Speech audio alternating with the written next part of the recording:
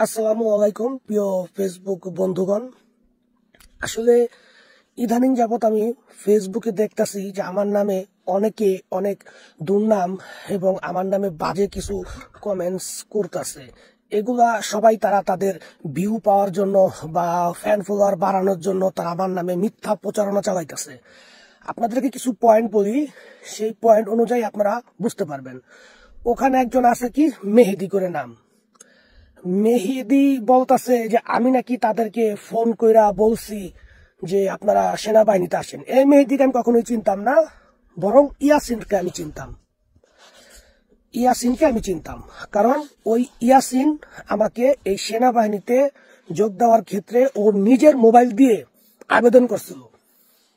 একে একে 3বার আবেদন করছিল, 3বারই ফেল। পরবর্তীতে আমি রুস্তপন্ডনের একটি ব্যাটালিয়নে আবেদন করি, সেখানে আমি চান্স পাই। আর তারপরে ইয়াসিনের মাধ্যমে আমি ব্লাগোবেশ চেঞ্জ, যেটা কিনা সোবর্নি অবস্থিত, ওইখান থেকে আমি মস্কো আসি, মস্কো থেকে রুস্তব আসি। এটা সম্পূর্ণ আমাকে গভর্নমেন্ট টিকিট দিছে আর কি, রাশিয়ান গভর্নমেন্ট। এখন আমার নামে যেভাবে মিথ্যা প্রচারণা চালাইতেছে, ওই যে মেহেদি হাসান বলতাছে যে এই ব্যাপার, আমি নাকি তাদেরকে বলেছি যে আপনারা সেনাবাহিনীতে আসেন, এটা করেন ওইটা করেন, ভালো আছি। আসলে বিশ্বাস করেন, উপরে আল্লাহ আর এই জমিনের উপরে খাড়া আছি, একদিন আমার মাটির তলে যেতে হবে। আমি সত্য বলছি, এখানে আমার মৃত্যু যে কোনো মতো হইতে পারে, তাই আমি মৃত্যুকে স্মরণ করি, আল্লাহকে স্মরণ করি। আমি সত্য বলতেছি, আমি সেনাবাহিনীতে যখন মেহেদি যোগ দিছে আমি তার চিনতাম না। হঠাৎ করে একদিন ইয়াসিন আমারে ফোন দিয়া বলে, সোহেল ভাই আপনি তো ডনেস্কি আছেন, অনেক দূরে, আমরা মস্কো এসে মানে জয়েন দিচ্ছি। আমি বলছি মস্কো জয়েন করছি কি কারণে? সেনাবাহিনী মারাত্মক, তুমি কেন্দ্রে গেছো? ভাই আপনাদের ওইখানে যুদ্ধ চলতেছে, ফ্রন্ট লাইন মস্কোতে নাই, আমরা এখানে ক্রিমিয়ার সাইটে থাকবো। আমি তো কত তোমরা এককালীন কত পাইছো? আমাদের চুক্তি হয়েছে এককালীন 1.6 মিলিয়ন, আর প্রতি মাসে বেতন হচ্ছে 1,60,000 রুবেল। আমি তাহলে ঠিক আছে ভাই, যদি তোমাকে নিরাপদ থাকে বা সেফ থাকে তোমরা এটা করতে পারো, সমস্যা নেই। আমাদের এখানে অনেক রিস্ক, আমাদের এখানে প্রচুর, প্রতিনিয়তই আমাদের এখানে মানুষ যুদ্ধে মানুষ মারা যাইতেছে, এতটুকি। তার 10 দিন পর ফোন দিল আমার ইয়াসিন, ভাই আমাকে তো ট্রেনিং অল্প করাইছে। আমি কেন? আমাদেরকে লেবার পোস্টে কাজ করাইবো।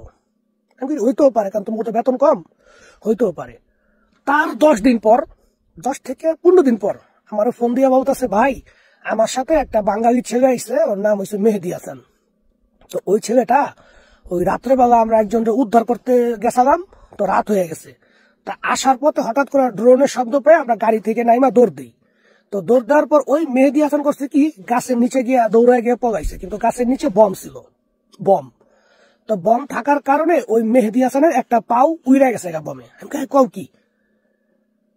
তারপর এইভাবে কথা বলার পরে তারপরে আবার 5-7 দিন পর আমি ফোন দেই ইয়াসিন ওর পায়ের খবর কি? ভাই একটা পাও কাইটা ফলাইছে। আমি শুনে খুবই কষ্ট পাইছি। পর আমি এক কাজ করো, তুমি মেহেদির নাম্বারটা দিও, ছেলেটার সাথে কথা কমনে, আর অনেক সুযোগ সুবিধা আছে, যদি কোনো মানুষ ক্ষতিগ্রস্ত হয় তারা এই সুযোগ সুবিধার মধ্যে প্রাপ্য, তুমি তার নাম্বার দিও, আমি তার সাথে কথা কমো। আল্লাহর কসম সেই সময় মেহেদি আমার ইয়াসিন আমারে নাম্বার দেয়, মেহেদির ফোন দেয়, মেহেদি কি খবর? সে তো কান্নাকাটি করে অস্থির, ভাই আপনার নাম শুনছি, আমি দেখি নাই কে ভাই, আমার তো ভাই ক্ষতি হয়ে গেছে, আমার জীবন তো শেষ হয়ে গেছে, আমার একটা পাও নয়, আমার জীবনের কি হইব? পরে আমি তারে বললাম, ভাই দুর্ঘটনা এমন একটা জিনিস কখনো কয়ে আসে না, যেহেতু হয়ে গেছে তুমি মেডিকেল করো, তারা হালকা পাও লাগা দিব, এবং তোমার এটার জন্য তুমি ক্ষতিপূরণ না নিয়া তুমি বাংলাদেশে যাইবা না। আমি আরো তারে বলছি এসব কথাবার্তা। সেই কুত্তার বাচ্চা করছে কি, সেই মেডিকেলের মধ্যে প্রায় 3 মাস থাকার পরে এক মেডিকেলের এক মহিলারে খারাপ প্রস্তাব দেয়। ওই কুত্তার বাচ্চা ফেসবুকে যান, ফেসবুকে গিয়া একটা বার দেখেন ওর চরিত্র কতটুকু ভালো। ফেসবুকে যখন একটা মেয়েরা খারাপ প্রস্তাব দেয়, তখন ওই মেয়ে হচ্ছে সেনাবাহিনীর একজন সদস্য, মানে মেডিকেল জগতে কাজ করে। তখন করছে কি, ওই মহিলা গিয়া বলছে কার কাছে? ক্যাপ্টেনের কাছে। ক্যাপ্টেন আইসা ওরে মারছে, থাবড়ায় থুবড়ায় ঘুষায় আমার অস্থির করে বলাইছে। পরে আমি আবার ফোন দিছি, ভাই আমার তো মারছে, ওই মহিলার সাথে আমার ভালো সুসম্পর্ক, তাই কথা বলছি, তুমি আমার কথা বুঝে নাই, সে উল্টা পাল্টা কথা বুঝা ফেলাইছে, যার কারণে আমার মারছে। আমি খবরদার তুমি ভাইবো না যে এটা মেডিকেলের বাহিরের মানুষ থাকে, এটি সব সেনাবাহিনীর মানুষ। পরে আচ্ছা ভাই বুঝছি। তার প্রায় 1 মাস পরে ফোন দিছি, কয় ভাই আমার তো চিকিৎসা করে না ঠিক মতন, তাই আমি বের হয়ে গেছি। আমি কও কি, আমি দেশে চলে যাবো। আমি যাও, যদি তোমার কোনো সুযোগ থাকে তুমি দেশে চলে যাও। আমি আর ভালো সুযোগ মানে অপরচুনিটি দিচ্ছে, কারণ যেহেতু আমি আছি একটা যুদ্ধের মধ্যে, আমি বাস্তবতা দেখতেছি। আর একটা মানুষ যাতে ভালো থাকে, ও আমার রক্তের কিছু না, আমি চিনি না জানি না, ওর ডিস্ট্রিক্ট কই সেটাও জানি না, তো ভালো থাকলে ওর জন্য বেটার। তখন আর কি আমি ওরে বলছি ওকে সমস্যা নেই। তারপর একদিন হঠাৎ করে আইসা আমার ফেসবুক আইসা খারাপ মন্তব্য করে। তখন ওরে আমি 2-3টা ওর ফেসবুকে গিয়ে আমি ওরে বলছি যে তুমি তো সেনাবাহিনীতে মাত্র 10 দিন কাজ করছো, মাত্র 10 দিন, তো তুমি এত ভিডিও কিভাবে রাখো? তারপর তোমার কাছে উকি টকি আছে, তুমি কথা বলো কিভাবে? এই কথাটা বললাম কেন? এই জন্যই আমার নামে উল্টাপাল্টা কথা বলে ওই ইয়াসিনের মার কাছে ফোন করে আজে বাজে কথা বুঝাইছে। বোঝানোর পরে উনি সরল সোজা মানুষ। আমি আপনাদেরকে ওর মার নাম্বারটা দিব, ফেসবুকে আপনারা তারে ফোন দিবেন। তারপর ওর মারে উল্টাপাল্টা বোঝানোর পর ওর মার কাছ থেকে ভয়েস নিয়ে রেকর্ড নিয়ে করছে কি এসে এই যে ফেসবুকে চালাইছে, ওরা সাহায্য করছে কে? রাজনন্দা গো। তো রাজনন্দা গো তার আমি চিনি না, কখনো দেখিও নাই।